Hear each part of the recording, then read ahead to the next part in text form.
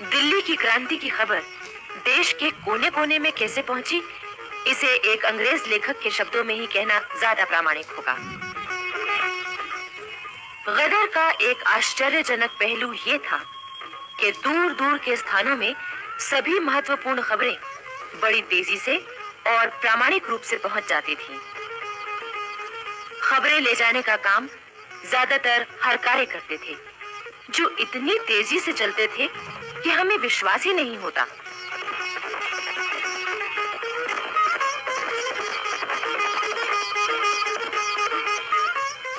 यही कारण था कि दिल्ली की स्वाधीनता की खबर नाना साहब को 15 मई 1857 को मिली और कानपुर में अंग्रेजी सेना के सेनापति ह्यू व्हीलर को 18 मई को, यानी पूरे 3 दिन बाद।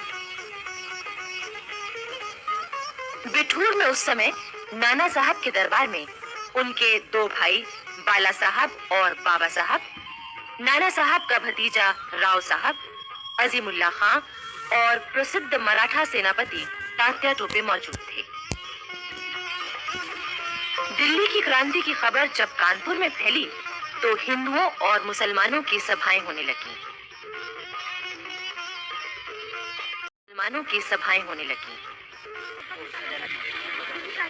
धीरे धीरे स्कूलों के लड़के, बाजारों में आम लोग और गली मोहल्लों में भी स्वतंत्रता क्रांति की बातें शुरू हो गई।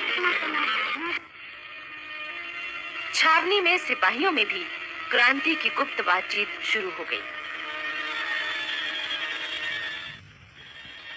फिरंगियों के खिलाफ उनकी बाहें फड़कने लगी, लेकिन नाना साहब 31 मई तक कुछ भी नहीं करना चाहते थे।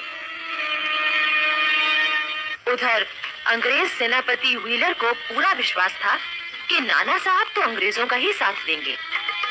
इसी उम्मीद से उसने उन्हें संदेश भेजा कि वो आएं और कानपुर की रक्षा में मदद करें। लेकिन दूसरी तरफ व्हीलर ने अपनी रक्षा के लिए गंगा के दक्षिण में एक नया किला भी बना लिया था और पूरी किलेबंदी भी कर ली थी। कानपुर में क्रांति की बातों से ही अंग्रेजों में इतनी दहशत थी कि किसी झूठी अफवाह पर भी शहर के सब अंग्रेज अपने बीवी बच्चों को लेकर भागते और व्हीलर के किले में छिप जाते। साहब अपनी सेना और तोपों को लेकर बिठूर से कानपुर आ गए। उन्होंने नवाबगंज में अपना डेरा जमाया।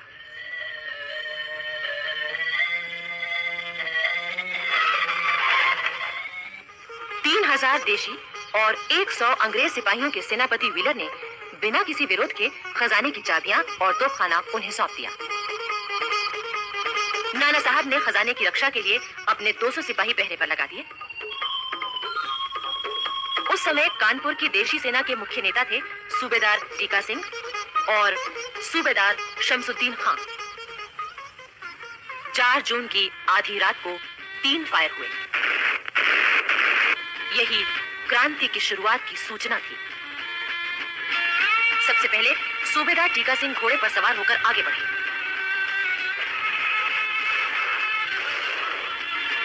फिर देशी पलटन के हजारों घुड़सवार और पैदल सिपाही मैदान में निकल आए।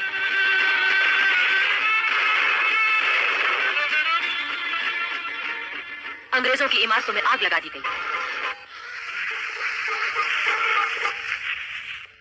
उनके झंडे को हटाकर हरा झंडा फहरा दिया गया। 5 जून को नाना साहब की सेना भी क्रांति सेना से मिल गई। सब तरफ उनका कब्जा हो गया।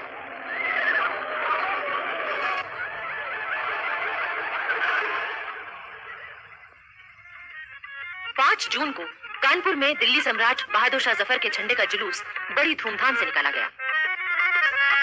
नाना साहब को कानपुर का शासक चुना गया। नगरवासियों ने उनकी जय जयकार की और सबने नाना साहब का साथ देने का वचन दिया। 6 जून को सवेरे नाना साहब ने व्हीलर को खबर भेजी कि आज आप किला हमारे हवाले कर दीजिए, वरना हम हमला करेंगे। लेकिन व्हीलर यूं मानने वाला नहीं था। उसने किला खाली करने से इनकार कर दिया। साथ ही मोर्चे की पूरी तैयारी भी की। 6 जून की शाम नाना साहब ने अंग्रेजों के किले पर हमला बोल दिया। उस समय कानपुर के लगभग सभी अंग्रेज, स्त्री पुरुष और बच्चे किले में मौजूद थे। दोनों ओर से तोपें चलने लगी।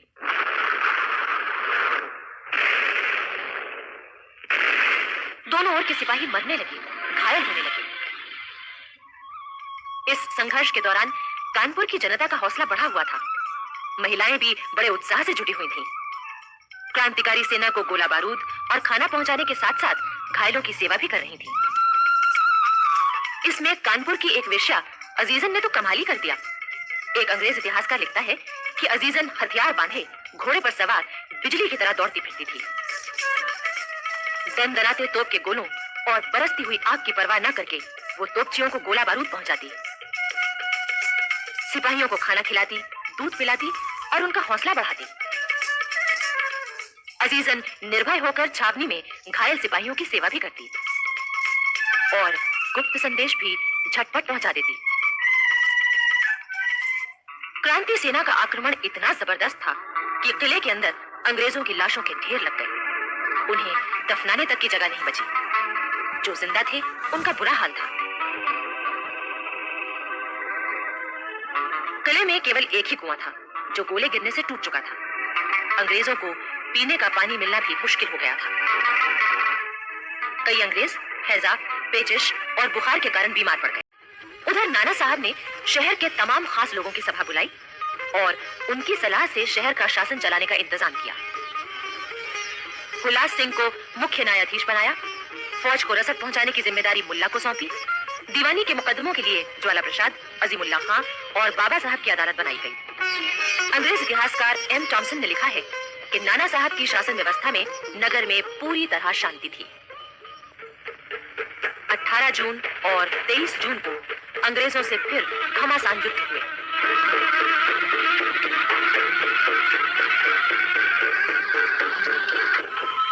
आखिर व्हीलर ने घुटने टेक दिए। 25 जून को किले के ऊपर सुलह का प्रतीक सफेद झंडा लहरा दिया। तोपों ने गोले उगलना बंद कर दिया। अंग्रेज आत्मसमर्पण करने के लिए तैयार हो गए। 26 जून को दोनों ओर के प्रतिनिधियों की बातचीत हुई। व्हीलर ने जैसे ही अंग्रेजी में बोलना शुरू किया, अजीमुल्ला खान ने उसे टोक दिया, हालांकि वो अंग्रेजी अच्छी तरह जानते थे। फिर बातचीत हिंदुस्तानी में ही हुई। 27 जून को किले पर बहादुर शाह जफर का हरा झंडा लहराने लगा। अंग्रेजों को हाथियों और पालकियों में बिठाकर गंगा घाट की ओर भेज दिया गया।